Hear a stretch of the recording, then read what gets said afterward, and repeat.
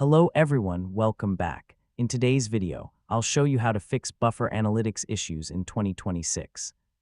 If your analytics aren't loading, your social media data is missing, or your reports aren't updating, follow these simple steps to get everything working again.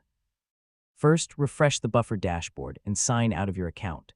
Then sign back in to reload your analytics data. Sometimes a simple relogin fixes temporary loading problems.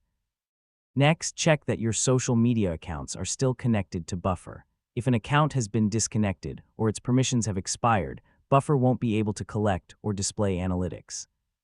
Reconnect the account and allow all required permissions. Make sure you're viewing the correct date range. Sometimes analytics appear missing because the selected time period doesn't include recent posts. Change the date filter and refresh the page to see if your data appears.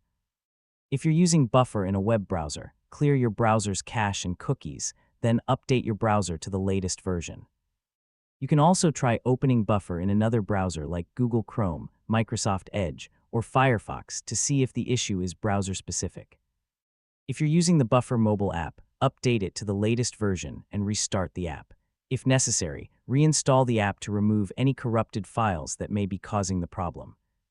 Finally, check whether Buffer is experiencing a temporary service issue.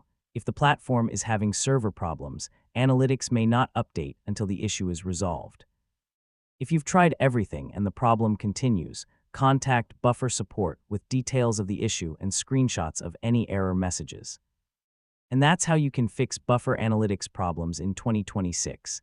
If this video helped you, don't forget to like, subscribe, and turn on notifications for more Buffer tutorials.